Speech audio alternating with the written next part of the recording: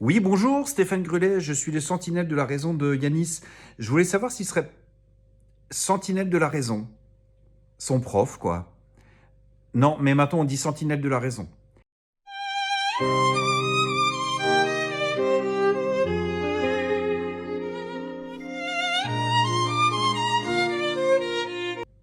Son prof, quoi. Non, mais maintenant on dit sentinelle de la raison. Je voulais... Allô? Allô?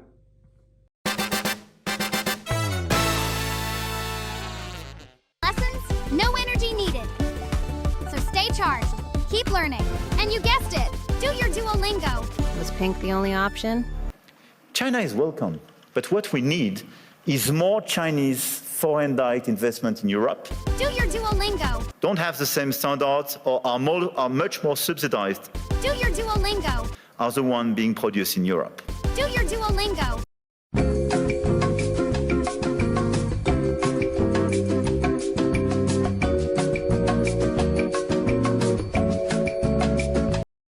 But we do prefer respect to bullies, we do prefer science to plotism, and we do prefer rule of law to brutality. We have a place where rule of law and predictability is still the rule of the game. And my guess is that it is largely underpriced by the market. Having a place like Europe, which sometimes is too slow, for sure, and needs to be reformed, for sure. On n'a pas de budget depuis quelques mois, on en a beaucoup parlé. Est-ce que vous, ça perturbe au quotidien le fonctionnement de votre ministère? Donc pour avoir un professeur devant chaque élève à la rentrée, normalement j'ai un budget au 1er janvier. Première chose. Et deuxième chose, j'ai un nouveau concours cette année en L3, donc j'ai 88 000 étudiants de licence 3 qui sont inscrits à des concours actuellement. On en parlait ce matin. Et je ne suis pas sûr de pouvoir leur faire passer le concours, pas certain. Les salles sont réservées, les sujets sont prêts, les surveillants sont recrutés. On est tous prêts. Mais s'il n'y a pas de budget au mois de mars, il n'y aura pas de concours. Mais si au 1er mars, je n'ai pas de budget, je ne sais pas organiser les concours. Après, sur la question du budget, moi, monsieur le ministre, j'ai bien une solution. Mais elle est dégueulasse. Ce serait de faire un 49.3. Mais ce serait dégueulasse. Et donc j'ai décidé... Je vais appeler Internet et leur demander de me faxer. Et donc j'ai décidé de renoncer à l'article 49 alinéa 3 de la Constitution, puisque cet article, au fond, permet au gouvernement d'interrompre les débats, d'engager la responsabilité du gouvernement et au gouvernement d'écrire la copie. Or, dans un Parlement qui fonctionne, dans un Parlement en plus qui a été renouvelé il y a plus d'1 an, qui ressemble aux Français, avec ses divisions, on ne peut pas passer en force et on ne peut pas contraindre son opposition.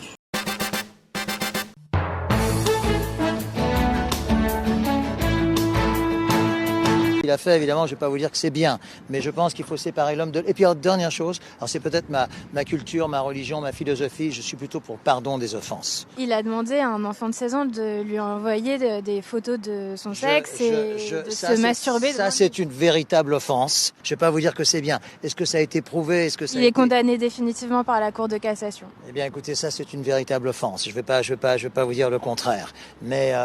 comment dire, c'est une situation qui est très désagréable. Vous n'y étiez pas, je n'y étais pas. Dans la Bible, on prêche le pardon des offenses. Est-ce que c'est arrivé depuis? Je ne pense pas. Un homme de 40 ans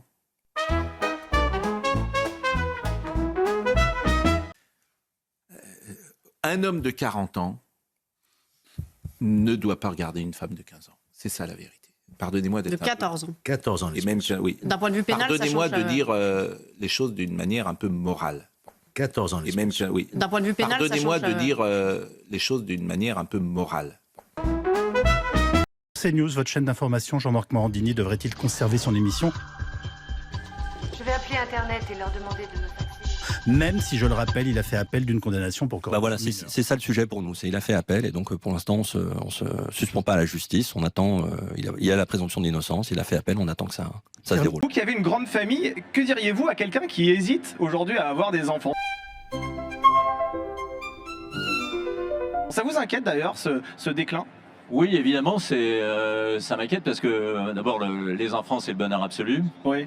Et c'est vrai que il m'arrive même de faire la morale à des filles de plus de 30 ans et qui me disent non mais de toute façon j'ai le temps. Et c'est vrai que souvent les jeunes ont pleurniche sur la situation du monde en disant c'est atroce, ça va être la fin du monde. Ça a été le discours catastrophiste des écologistes radicaux pendant très longtemps. On s'était proposé, vous et moi, dans cette émission, d'aborder philosophiquement les questions, d'essayer de le faire du moins, puisque c'est à moi qu'il en incombe. Je pense que les écologistes font beaucoup de mal à la nature et à la planète. Les écologistes font beaucoup de mal à la nature et à la planète, parce qu'ils ne savent pas comment ils fonctionnent. Oui, parce que pour eux, c'était jadis le pot catalytique. On n'en parle plus, du pot catalytique. C'était une obsession, une époque. Trou de la couche d'ozone, on ne parle plus du trou de la couche d'ozone. C'est résorbé. Oui, c'est ça. Mais ils ont une obsession, ils ont une lecture rurale. Urbaine de l'écologie. Ils font de l'obsession sur la côte de bœuf ou sur le barbecue ou ce genre de choses. Moi, si j'étais président de la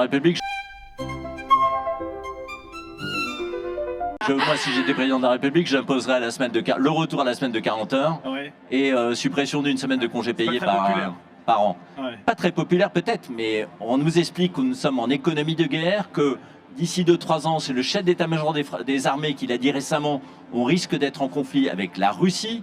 Travaillons plus, d'autant que la moyenne d'heures travaillées dans le monde, c'est 60 heures par semaine. Quand vous allez en Asie, en Afrique, les gens travaillent parfois 15-18 heures par jour. Et d'ailleurs, ils travaillent en famille et ils produisent. Et le travail est un vecteur d'émancipation. Je ne comprends pas que dans notre civilisation judéo-chrétienne, on n'ait pas intégré ça. Le travail, c'est la manière pour l'homme de s'émanciper de sa condition. Ouais. Et de gagner une forme de liberté aussi. Ouais. Et de gagner une forme de liberté aussi. Le 7 janvier dernier, l'humoriste, je ne sais pas qui le fait rire, mais manifestement, il est taxé d'humoriste, Merwan Ben Lazar. Il a appelé ni plus ni moins à la censure politique dans une chronique sur France Inter. On a été trop gentil avec l'extrême droite. Je suis 100% d'accord avec vous. Mettre un facho au micro, c'est légitimer ses idées. Mais patience, c'est en temps et en heure que nous ferons tomber Mathieu Noël. Genre, si. Et justement, Philo, dans les médias belges francophones, il y a ce qu'on appelle le cordon sanitaire. Pas de parole donnée à l'extrême droite. Avant de vous donner la parole, quand même, monsieur Patrier-Létus, il a réagi. Je proposerai au rapporteur et au bureau de la commission d'enquête de convoquer Mathieu Noël, le producteur de l'émission, le rédacteur en chef, ainsi que le directeur du numérique et la personne chargée des réseaux sociaux de France Inter. Donc ça veut dire, en gros, que là, on peut plus dire que l'extrême droite est des fils, des C'était le 15 octobre 2021 sur l'antenne de France Inter. Aymeric Lomprey.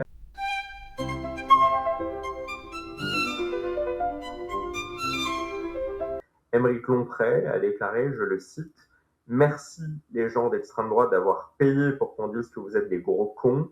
Si j'étais à votre place, comment je serais dégoûté de me faire insulter toute la journée et en plus de devoir payer pour ça ?» Il a continué, je le cite encore, « Est-ce que ça t'excite, Jordan Bardella, de faire un gros chèque à Guillaume Meurice ?» Dans son billet d'humeur du 12 septembre 2025, François Morel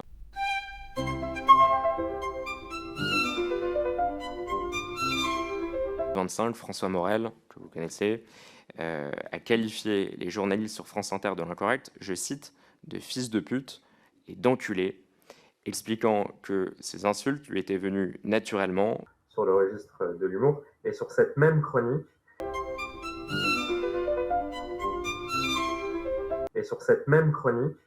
Aymeric Lomprey, au même moment, c'était le 15 octobre 2021, est allé encore plus loin. Vous n'aimez pas les blagues pédophiles, c'est dommage parce que c'est un running gag dans la chronique, ça revient.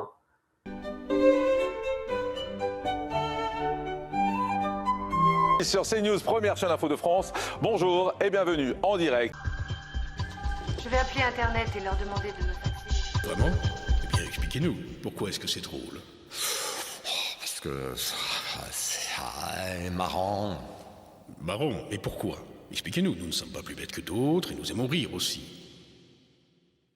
Expliquez. Oui. Pourquoi c'est drôle? Si vous étiez président de la République, que feriez-vous en premier? Redonner beaucoup d'argent, de temps et d'attention aux services publics, les profs, les pompiers, les policiers et l'hôpital public.